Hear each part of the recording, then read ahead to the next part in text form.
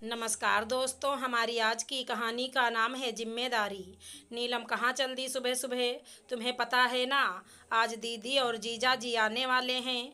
आकाश ने अपनी पत्नी को बैग में कपड़े डालते हुए देखा तो पूछ बैठा, हाँ हाँ मुझे पता है, तुम्हारे बहन बहनोई आ रहे हैं।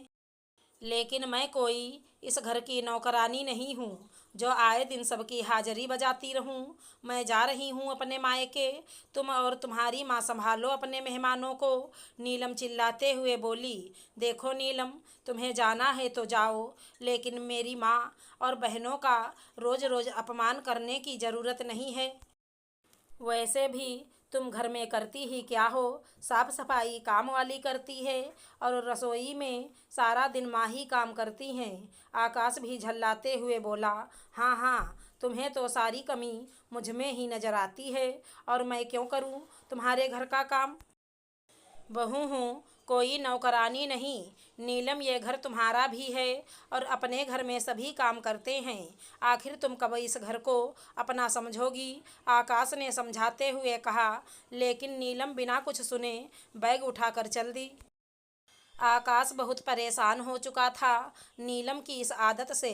शादी का 1 साल हो चुका था। नीलम ना तो घर के काम करती थी और ना ही किसी से सीधे मुंह बात करती थी। फिर भी हर वक्त एहसान जताती रहती थी कि जैसे आकाश से शादी करके ही उसने उसके और उसके परिवार के ऊपर एहसान कर दिया। आकाश नीलम से बहुत प्यार करता था, लेकिन उसका ये रवैया उससे बर्दाश्त नहीं होता था। घर में नीलम कोई भी काम नहीं करती थी, सारा दिन फ़ोन पर बातें करती रहती या घूमने फिरने में वक्त बिताती रहती।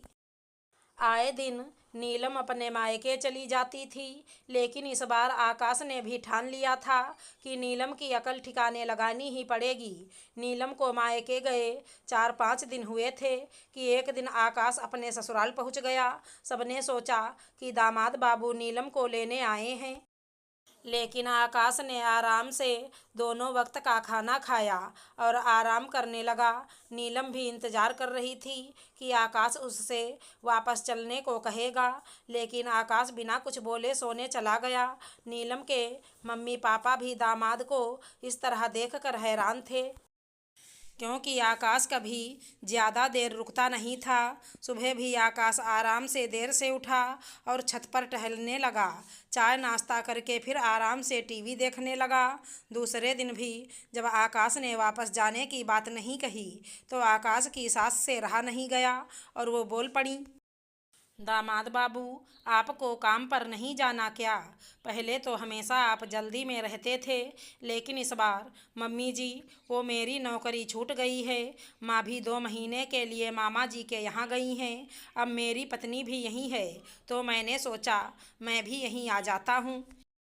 मम्मी जी, आपको मेरे यहाँ रहने से कोई परेशानी तो नहीं? आकाश बड़ी सहजता से बोला। आकाश की नौकरी छूटने की बात सुनकर नीलम और नीलम की माँ दोनों सकते में आ गईं। नीलम तो रोने लगी कि पहले ही आकाश मेरे खर्च पर कंजूसी करता था, तो अब तो वो मुझे बिल्कुल भी पैसे नहीं देगा। ऐसे बेरोजगार आदमी के साथ मेरा गुजारा कैसे होगा? अगले दिन आकाश के ससुर जी ने आकाश को समझाते हुए कहा, दामाद बाबू, आपकी नौकरी छूट गई है तो इस तरह हाथ पर हाथ धरकर बैठने से काम थोड़े ही चलेगा। आपको दूसरी नौकरी ढूंढनी चाहिए। आखिर परिवार चलाने के लिए काम तो करना ही पड़ेगा। पापा जी, लगता है आपको मेरा यहाँ रहना अच्छा नहीं लगता। अरे आखिर ये मेरा ससुराल है, यहाँ रहकर मुझे काम करने की क्या ज़रूरत है? वैसे भी मैं बहुत थक गया हूँ, काम करते करते कुछ महीने आराम करना चाहता हूँ। जैसे आपकी बेटी अपने ससुराल में आराम से रहती है। आकाश की बात सुनकर नीलम के पिता बिफरते हुए बोले, दामाद बाबू, हमें पता नहीं था आप इतने कामचोर और निठल्ले हैं, नहीं तो हम अपनी बेटी का हाथ आपके हाथ में कभी नहीं देते। ऐसा निठल्ला दामाद हमें नहीं चाहिए जो हमारी बेटी की ज़रूरतें भी पूरी नहीं कर सकता। क्यों ससुर जी? दामाद कुछ महीने काम धंधा छोड़कर आराम से अपनी ससुराल में नहीं रह सकता तो आपकी बेटी बिना कुछ किए हक जमाकर अपने ससुराल में कैसे रह सकती है? आपको निठल्ला दामाद नहीं चलेगा तो मेरे परिवार में निठल्ली बहू कैसे चलेगी? आकाश की बात सुनकर सारे घर वाले एक दूसरे का मुंह ताकने लगे। नीलम भी शर्मिंदगी से नज़रें झुकाए खड़ी रही। नीलम के मम्मी पापा को भी इस बात का एहसास हो रहा था कि अपनी बेटी की गलतियों को बढ़ावा देकर उन्होंने अच्छा नहीं किया। यदि शुरुआत में ही बेटी को ये शिक्षा दी होती कि अब ससुराल ही तुम्हारा अपना घर है तो शायद नीलम यूं अपने ससुराल वालों को परेशान नहीं करती। नीलम के पापा बोले, नीलम, आकाश ठीक बोल रहा है। घर के सभी सदस्यों को मिलकर परिवार की जिम्मेदारी उठानी पड़ती है। तुम अगर बैठे बैठे सिर्फ हक जमाती रहोगी तो कभी किसी के दिल में जगह नहीं बना पाओगी। घर तो औरतें ही संभालती हैं। यदि तुम्हारी तरह आकाश भी अपनी जिम्मेदारियों से मुंह मोड़ लेगा तो तुम क्या करोगी? बैठकर तो एक बेटी भी नहीं खाती, फिर तुम तो उस घर की बहू हो। अभी आकाश के साथ वापस अपने ससुराल जाओ और अपना फर्ज निभाओ। आखिर उन्होंने आकाश और उसके परिवार से माफ़ी मांगी और नीलम को समझा बुझाकर उसके ससुराल वापस भेज दिया।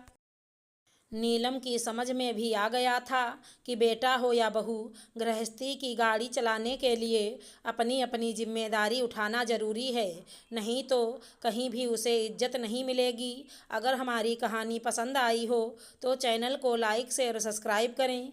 धन्यवाद दोस्तों।